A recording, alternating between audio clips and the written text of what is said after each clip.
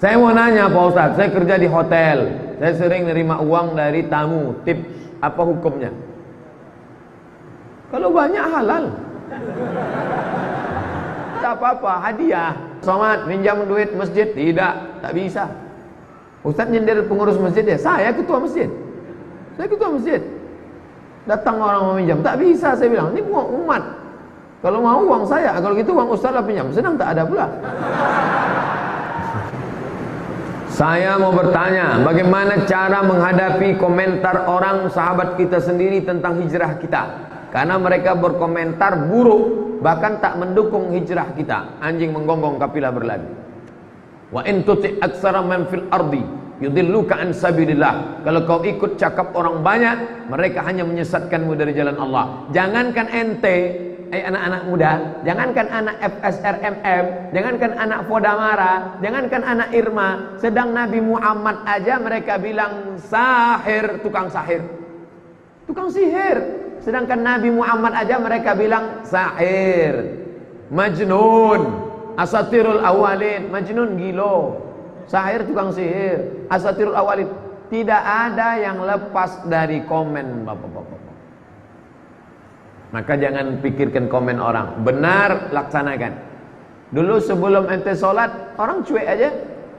Kau mabuk orang cuek, tapi begitu kau sholat, udah ke masjid sekarang ya, hati-hati loh. Si Andu kemarin ke masjid mati. Mulai dia berkata, mulai dia ngejek. Apakah masih ada hadis yang belum dibukukan, tapi hanya dalam bentuk proses musalsal dari musnid ke musnid lainnya? Hadis-hadis itu dibukukan pada pertama penulisan, ditulis sejak zaman Nabi, lalu kemudian dibukukan oleh para ulama. Apa beda penulisan sama pembukuan? Penulisan ditulis tapi tidak pakai bab, acak saja tulis seperti yang dilakukan oleh Amr bin As, Abdullah bin Amr bin As. Lalu kemudian setelah itu barulah dibukukan. Kitab hadis yang paling tua yang ada sekarang kitab Muwatta, ditulis oleh Imam Malik bin Anas. Lalu kemudian berlanjutlah kepada Bukhari belakangan. Bukhari Musannaf Ibnu Abi Syaibah dulu. Lalu Bukhari tahun 2056, Muslim 256 Bukhari, Muslim tahun 261. Ahmad bin Hanbal di atas, Imam Syafi'i di atasnya lagi. Ahmad bin Hanbal 241, Imam Syafi'i 204, Imam Malik 179. Ada tak hadis dari syekh ke syekh yang tak ada dalam buku? Ada di buku. Hanya saja orang tetap menjaga musalsalat bil musafahah, musalsalat bil awaliyah, musalsalat bil zikir. Di buku ada. Hanya saja dia mengambil dari syekh untuk apa? Lit tabarruk, ngambil barokah. Saya pun saya ambil, ada di buku. Kalau mau di buku ada, ar-rahimuna yarhamuhumur rahman yarhamuhum fil ardi yarhamukum man fis sama. Tapi kemarin waktu ke Indragiri Hilir berjumpa dengan Syekh Syekh Muhammad Idrus Hashim. Saya pegang tangannya, Syekh Hajiz nih minta saya ijazah musalsal. Kasihnya. Ajaztukum marwiyati wa musalsalati. Ku ijazahkan kepada engkau hadis musalsalat. Musalsalat artinya bersilsilah, silsilah yang kuterima dari Syekh Muhammad Yasin Al-Fadani. Syekh Idrus mengambil dari Syekh Muhammad Yasin Al-Fadani, Makkah Al-Mukarramah, bersilsilah sampai ke Nabi SAW. Itu lit tabarruk, untuk ngalap barokah. Kalau ada adik-adik mengambil dari kitab Sahih Bukhari, boleh. Apa namanya? Wijadah.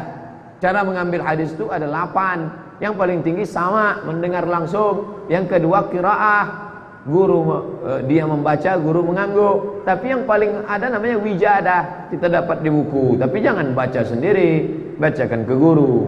Nah, ini tentang masalah hadis yang musalsal tapi juga ditulis dalam kitab. Saya mau nanya Pak Ustadz, saya kerja di hotel, saya sering nerima uang dari tamu, tip, apa hukumnya? Kalau banyak halal. Soalnya hotel tidak syariah, Pak Ustadz.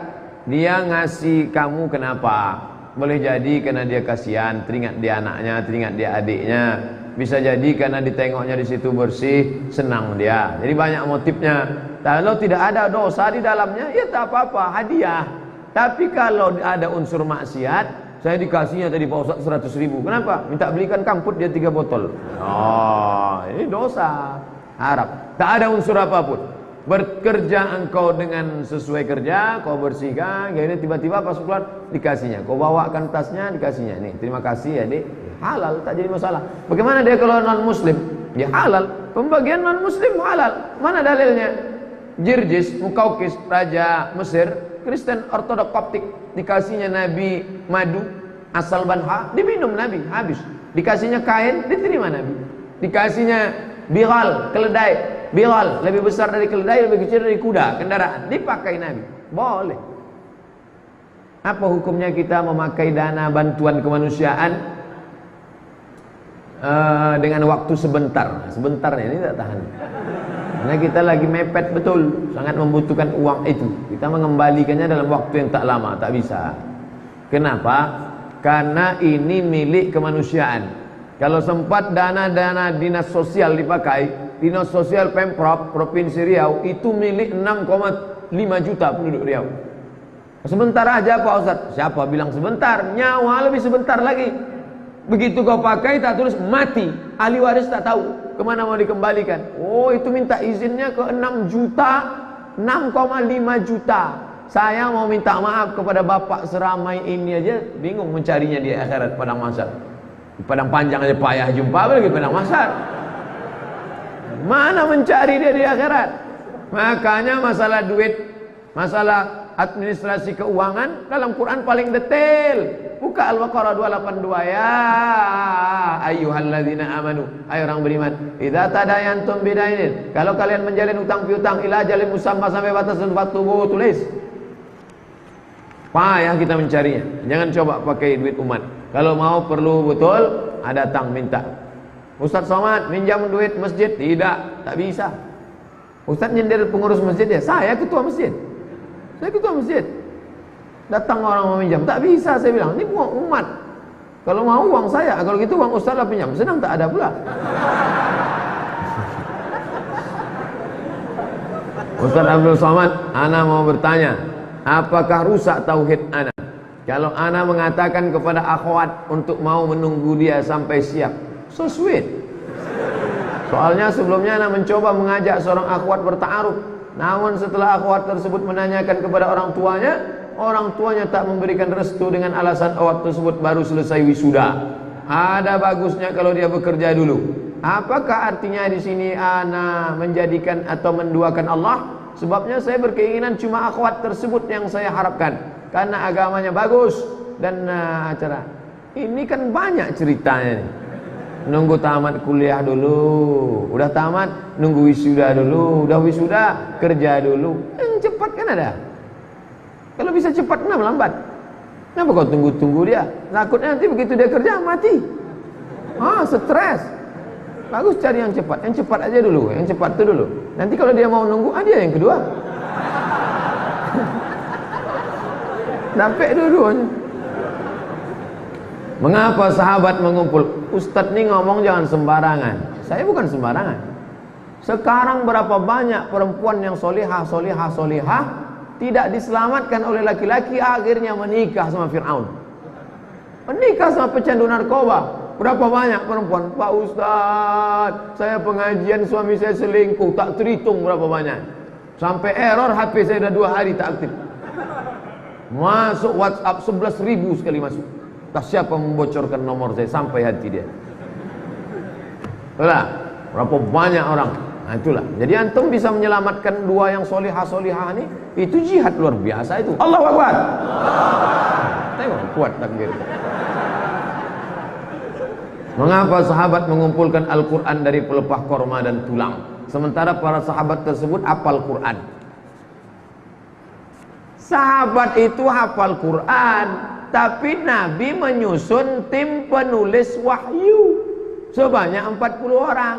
Maka dikombinasikan antara hafalan dengan tulisan.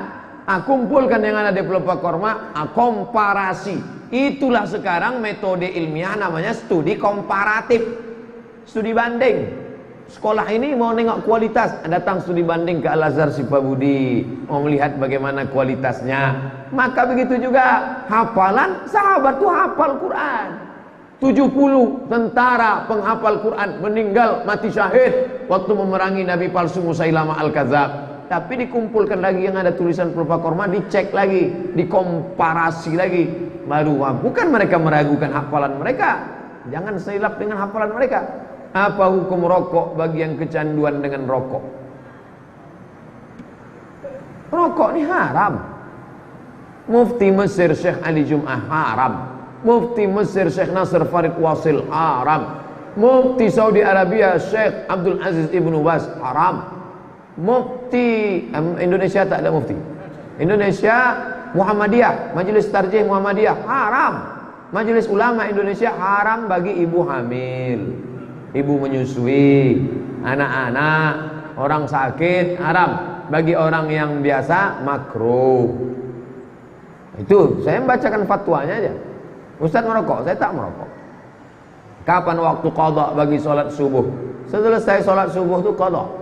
Tapi kalau di masjid nanti orang menimbulkan fitnah, balik ke rumah, tunggu setelah syuruk, sholat sunat. Atau di masjid berzikir setelah sholat sunat isyraq. Hebat kawan tuh ya, banyak sholat sunat duhanya. Rupanya qadha. Sementara setelah sholat subuh kan tak boleh. Sholat subuh, setelah sholat subuh tak boleh sholat yang tak ada sebab. Kalau ada sebabnya boleh. Sholat jenazah setelah sholat subuh boleh. Sholat tahiyatul masjid, habis sholat subuh masuk ke masjid boleh. Apa tak boleh? Begitu juga dengan qadha. Tapi kalau orang ngajinya tak sama, nanti menimbulkan fitnah. Balik Idul Fitri ke kampung, orang kampung tak ada pengajian. Begitu ditengoknya ada orang sholat setelah subuh, wah ini aliran sesat nih kan? Tangkoknya pula wah. Saya mau tanya Ustaz, kalau kita pergi keluar kota, di jalan terdengar azan, masuk waktu sholat, pas kita berwudu ternyata air dari masjid itu bau, dan kita berkumur seperti ada rasa karat atau minyak. Gimana tuh Ustaz? Apakah wudu kita sah? Al-ma'u idza ballaghal qullataini lam yahmil khabas. Kalau air itu sudah sampai 2 kulah, maka dia tidak mengandung khabas, tak ada najis. Itu kalau di daerah ini mau pergi daerah Tembilahan, daerah Rokan Hilir Bagan Siapi-api, daerah Bengkalis, berarti kita air keran itu memang ada. Saya waktu pengajian dari Kuala Kampar mau masuk ke daerah Kuala Kampar tuh, merasakan rasa mandi pakai Coca-Cola situlah. Amazing. Luar biasa. Itu rasa lumpur, rasa apa, tapi air itu banyak. Maka dia tidak mengandung najis, tidak najis. Berikan tips supaya saya enggak mudah sakit hati dan cepat emosi, Pak Ustaz. Saya paling cepat sakit hati dan emosi. Kenapa dia menyakiti kita? Oh, dia sengaja. Kita harus kasih tahu dia, ente jangan singgung-singgung saya. Apa ente sindir-sindir saya? Apa maksudnya? Tapi kalau kita salah paham, kita bayun. Ente tadi maksud omongan itu menyindir atau apa? Tidak, saya tak ada nyindir. Bapak aja yang tersinggung. Oh, maafkan saya. Nah, jadi jangan mudah terlalu sensitif. Sensornya terlalu tajam. Jarak 5 meter pun bunyi. Tit, tit, tit, tit. Nah, itu harus dibawa ke bengkel cepat. Mendengar ceramah Ustaz Somad berbunyi mobil di luar. Sensor terlalu tajam. Detektor logamnya terlalu tajam. Oleh sebab itu maka kita pahami dengan baik ilmu komunikasi, ambil 2 SKS. Saya sedang menyusun skripsi. Tolong doakan supaya ujian saya lancar dan tamat mendapat pekerjaan yang barokah. Insyaallah. Berarti udah nikah. Biasanya sepaket itu. Ujian, kerja, nikah solihah. Ustaz, apa hukumnya jadi sales mobil? Orang yang menjual produk halal, maka segala yang berkaitan dengannya halal. Ngajak orang makan, bapak-bapak silakan makan ini, rumah makan bagus ini, ya, halal salah. Jadi gaji oleh rumah makan. Begitu juga dengan mobil. Mobil itu tidak haram. Ini mobil haram Pak Ustaz karena buatan Jepang. Oh tidak, dia sudah menjajah kita 3,5 tahun. Apa hubungannya? Jadi tidak haram, kecuali dia sales jual babi, sales jual BPK, babi panggang karuan, itu baru haram. Sales. Silakan Pak, yang badannya agak-agak dingin supaya hangat, sini panas. Silakan. Itu tak boleh. La'ana Rasulullah, naha Rasulullah an samanil kalbi. Nabi melarang jual beli anjing. Wa mahril baghi, upah prostitusi, sales prostitusi, haram. Wa ulwanil kahin, upah dukun, sales dukun. Bagi yang ingin meramal-ramal silakan lewat. Oh, tak boleh. Begitu juga dengan orang yang buka koran yang isinya iklan-iklan dukun. Itu sama dengan sales dukun, haram. Kalau seseorang membangun masjid dengan dananya sendiri, wakaf, duit dia, diwakafkannya untuk umat, bolehkah masjid itu diberi nama atas nama dia? Terserah dia, buat nama dia. Bapak nanti pergi ke Kairo, ada masjid di simpang Haisadis, besar, kubahnya warna hijau, Masjid Nuri Khattab di Kairo, Masjid Nuri Khattab. Di pintu masuk ditulis tidak menerima sumbangan. Masjid Nuri Khattab. Kemarin saya sebulan di Mesir itu dibuat acara membaca kitab Sunan Tirmizi, Syama'il Muhammadiyah, Mafahim Yajib an Tusahhah. Nama masjidnya Syekh Masjid Zaki, Abbas Zaki, mantan Menteri Ekonomi Mesir dulu. Orang kaya dibangunnya Masjid Abbas Zaki. Ya terserah. Nanti takutnya enggak ikhlas. Orang duit dia. Yang ikhlas dia yang bangun, duit dia ikhlas. Ini sudah letak bangun masjid, ngejek orang tak ikhlas pula lagi. Apa hukumnya pengacara makan hasil pembelaannya yang salah? Artinya koruptor jelas korupsi tetap juga dia bela. Makan haram dia. Disumbatkannya duit haram itu ke mulut anaknya, ke mulut bininya, haram. Akhirnya duit itu pun tak juga jelas. Anak pun pecandu narkoba, bini berselingkuh, duit haram, duit hantu dimakan setan. Pokoknya kita hidup ni lurus-lurus saja lah. Bukan lama hidup ni. Saya tak terasa nanti bulan Ramadan pas 10 tahun.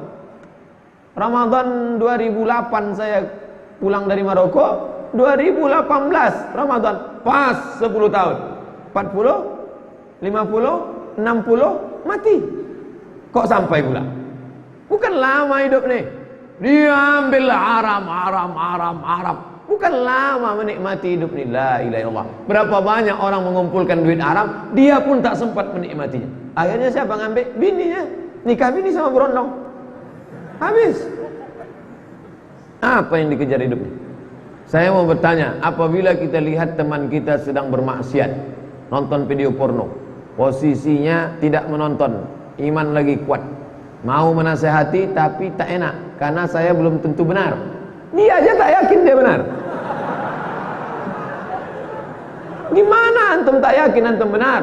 Saya benar, saya hamba Allah, Allah menolong saya. Kamu harus begitu.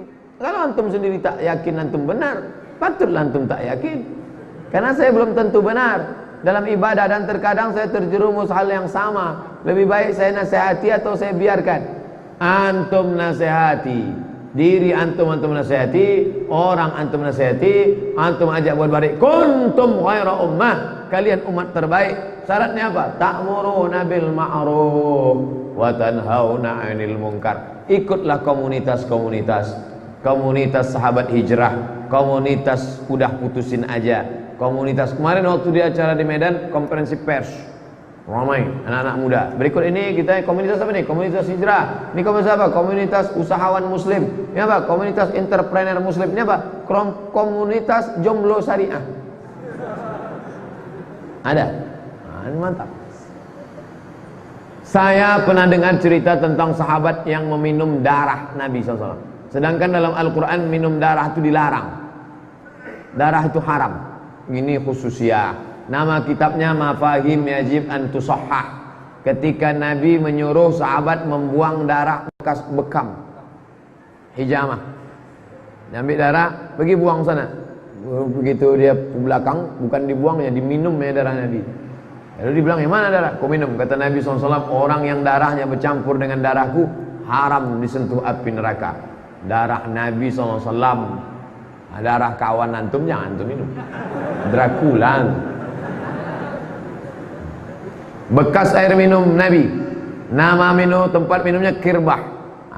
Ketika Nabi meninggal, datang Asma, diambilnya tempat minum Nabi itu, asal anaknya demam, diisinya air ke tempat air minum Nabi itu, bekas mulut Nabi itu, dituangnya, diminumkannya. Untuk apa? Mengambil barokah. Jadi sahabat mengambil barokah. Lalu kemudian Khalid bin Walid, mana peciku? Falan suah, mana peciku? Mana peciku? Kata Khalid. Khalid bin Walid, peci berserak-serak di pasar Madinah. Kenapa kau pusing?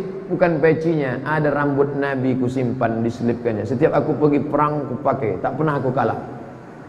Jadi mereka mengambil barokah. Imam Ahmad bin Hanbal mengusap mimbar tempat Nabi.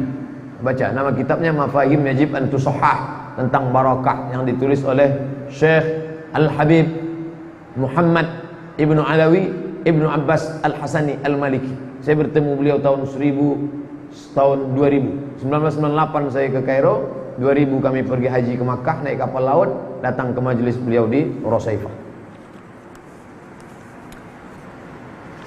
Perusahaan tempat saya kerja mengamanahkan pada saya membeli perlengkapan kantor. Saat saya beli perlengkapan tersebut, saya bisa dapat menawar dari harga awal. Bolehkah saya mengambil keuntungan dari selisih harga awal dari harga yang saya tawar? Ketika menulis di nota, saya buat harga awal. Harga awal 2 juta. Ditawarnya 1,7. Ya, apakah yang 3 itu halal? Tidak. Kamu tetap pakai harga awal karena kau ditugaskan untuk membeli. Dalam hukum negara pun kau kena temuan. Beli kertas murah, padahal tetapkan gini, jadi temuan zaman sekarang. Maka kau bekerja saja, bahwa negara memberi bonus, perusahaan memberikan reward atas prestasi kerja, baik. Tapi kau bermain dalam masalah ini permainan curang. Kecuali engkau menjadi penjual, engkau punya barang lalu kau jual, itu beda. Menjadi penjual, mengambil keuntungan dari barang yang dijual. Ini tidak, dia tidak menjual barang, dia hanya membeli. Harga pokok sudah ditetapkan, maka dia pakai harga pokoknya. Oh, kalau gitu saya tak dapat untung lah Pak Ustadz. Kau kan sudah digaji, kau sudah diberikan bonus oleh perusahaan. Ketika sholat yang tidak boleh ditutup wajah dan telapak tangan. Bagi muslimah, ketika sholat yang tak boleh ditutup wajah dan telapak tangan. Bagaimana hukumnya muslimah yang ketika sholat pakai cadar? Yang tak boleh tapak tangan ditutup itu dipakainya sarung. Itu yang tak boleh, itu sarung tangan. Itu tak boleh. Adapun menutup tangan dalam mukena, menutup tangan dalam, itu sama seperti umroh. Yang tak boleh itu pakainya sarung tangan. Begitu juga dengan wajah itu. Yang tak boleh itu ada topi, kalau mau naik ke tangkuban perahu kan ada tuh. Tuh dipakai pas mau sholat dipakainya tuh. Itu yang tak boleh. Adapun kain niqab menutup, maka menurut fatwa ulama Saudi Arabia yang mewajibkan cadar, Syekh Ibnu Utsaimin, Syekh Ibnu Baz, pendapat mereka boleh. Tapi saya pakai mazhab mayoritas mazhab Syafi'i, waktu sholat itu untuk buka aja. Buka. Kan tak ada laki-laki menengok, kan sama perempuan situ. Kecuali ada pula mengintip buka. Paling anak-anak ngintip. Atau bapak-bapak yang ulahnya udah macam anak-anak. Saya sering mendengar beragama itu tidak boleh pakai akal. Beragama tak boleh pakai akal. Ini adalah dogma. Karena mereka mengatakan tak masuk akal, anak Allah, Allah Bapa, Rohul Kudus, 1 dalam 3, 3 dalam 1. Tak masuk akal Pak Pendeta, jangan pakai akal. Pokoknya kau telan aja bulat-bulat. Jangan pakai akal. Dalam Islam, apalah ta'qilun, apalah tatafakkarun. Padahal begitu banyak ayat-ayat yang ditujukan orang berpikir. Ya, apalah ta'qilun, apalah tatafakkarun. Jadi bagaimana mendahulukan akal dalam agama? Dalam Islam akal dipakai. Akal dalam agama Islam hanya tidak bisa dalam beberapa perkara simpel kecil. Secara umum rasional. Ajaran Islam rasional. Ajaran wudu, ajaran sholat, ajaran bagaimana sholat membuat orang menjadi fresh. Bagaimana wudhu itu orang kalau rumah orang kaya, restoran ada wastafel, cuci muka, maka dalam sholat fresh. Tidak hanya cuci muka, kumur-kumur, gosok, bahkan zahir batin. Jadi rasional. Ajaran Islam itu sangat rasional. Maka kalau ada orang mengatakan kau kalau sudah mengaji kau usah pakai akal lagi. Oh, gimana? Islam itu akal. La dina liman la aqlalah, bukan hadis. Ungkapan orang-orang ahli hikmah. La dina liman la aqlalah. Tidak ada beragama bagi orang yang tak berakal. Tapi bukan hadis, ungkapan. Oleh sebab itu maka dalam Islam akal dipakai. Hanya ada beberapa perkara yang tak bisa pakai akal. Bukan banyak, bukan semua agama ini harus pakai akal. Akal ketemu dengan ayat, lahirlah tafsir. Akal ketemu dengan hadis, lahirlah syarah. Akal ketemu dengan ayat-ayat hukum, lahirlah fikih, halal, haram, makruh, mubah. Kalau tidak pakai akal gimana mengharamkan bir? Mana ada ayat Quran? Ya ayyuhalladzina amanu bir. Mana ada? Lalu bagaimana cara pengharaman bir? Dikiaskan ke khamar. Pakai apa? Akal, kias. Sesuatu yang sudah ada hukumnya khamar, sesuatu yang belum ada hukumnya bir. Pakai akal. Mengkiaskan sesuatu yang belum ada hukumnya kepada sesuatu yang sudah ada hukumnya dengan melihat titik persamaan di antara keduanya, maka hukum ini menghilangkan akal. Khamar, cairan anggur menghilangkan akal, maka semua yang mirip macam cairan anggur menghilangkan akal, haram. Pakai apa? Akal. Makanya Imam Mujtahid itu akalnya luar biasa. Imam Hanafi itu ahli ra'i akal, rasionalis, akal. Tapi bedanya Islam wahyu di atas, akal nomor 2. Kalau Mu'tazilah akal di atas, wahyu nomor 2. Ahlus Sunnah wal Jamaah dah, akal nomor 2, wahyu di atas. Kalau berbenturan wahyu dengan akal, campakkan akal pakai wahyu. Wallahu a'lam bishawab.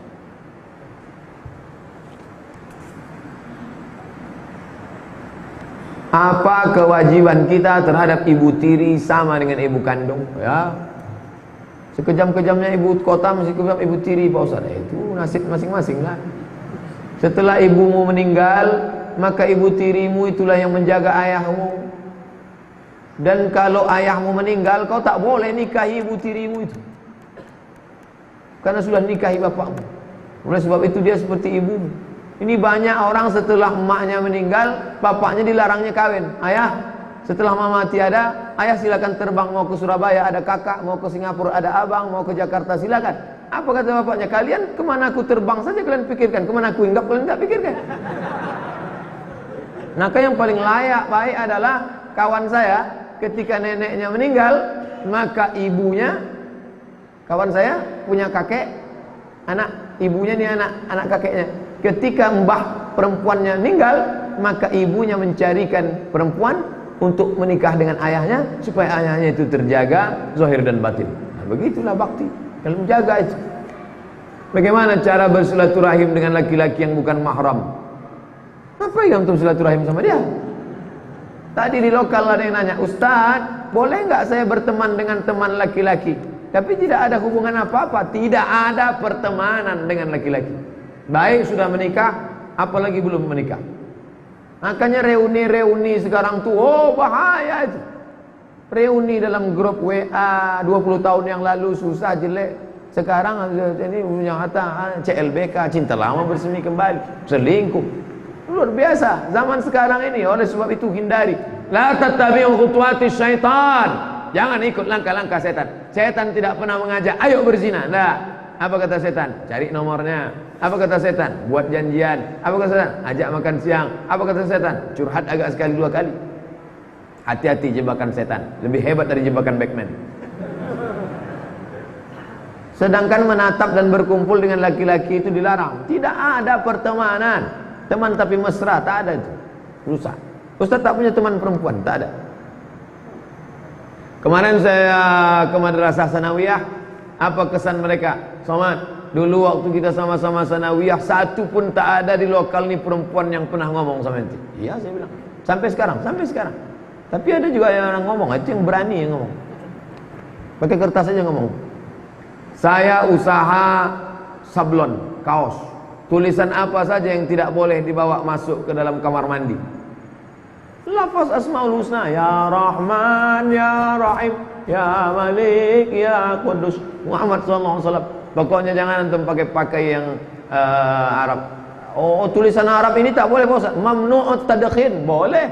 Mamnu'ut tadkhin artinya dilarang merokok.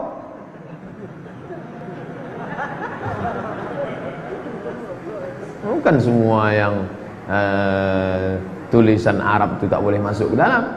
Apakah tulisan Allah Muhammad, Allah tak boleh, Muhammad tak boleh. Dan gambar Ka'bah menghinakan Ka'bah tak boleh.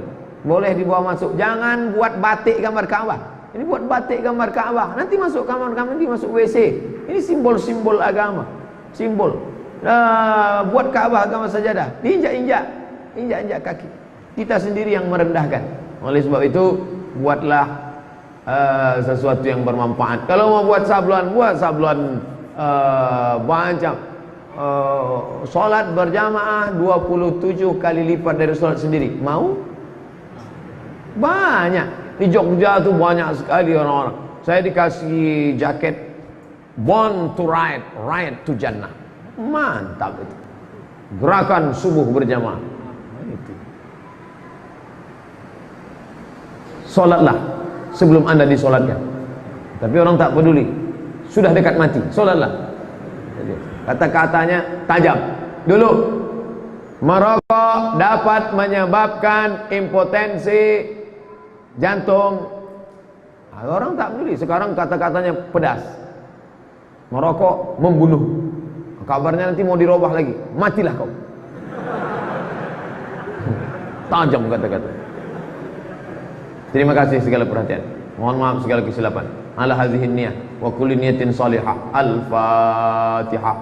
A'udzubillahi minasyaitonir rajim. Bismillahirrahmanirrahim. Alhamdulillahirabbil alamin. Ar-Rahmanir Rahim. Maliki yaumiddin. Iyyaka na'budu wa iyyaka nasta'in. Ihdinas siratal mustaqim. Siratal ladzina an'amta 'alaihim ghairil maghdubi 'alaihim waladdallin. Amin.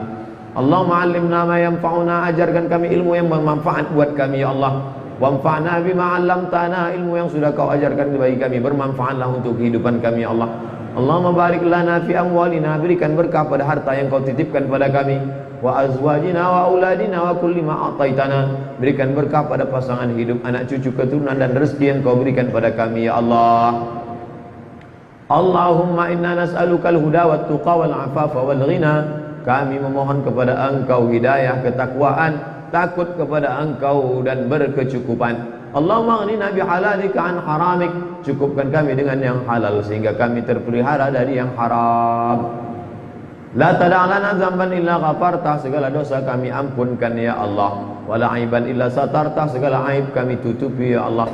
Wala mumtahinan illa najahta, yang akan kuliah selesai, yang akan wisuda, yang akan mencari kerja, maka luluskan, mudahkan baginya ya Allah. Wala aziban illa zawajtah, yang akan menikah, mudahkan urusan pernikahannya ya Allah.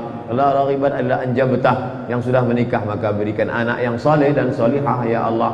Wala maridan illa syafaitah, yang sakit angkat penyakitnya, berikan kesembuhan yang segera ya Allah. Wala mayyitan illa rahimtah, yang mati meninggal dunia curahkan rahmat ampunan kasih sayangmu ya Allah. Allahumma anzilir rahmata wassalamata wal barakata ala hadhil jamaah, turunkan kerahmatan, keselamatan, keberkahan kepada seluruh jamaah yang hadir ini ya Allah.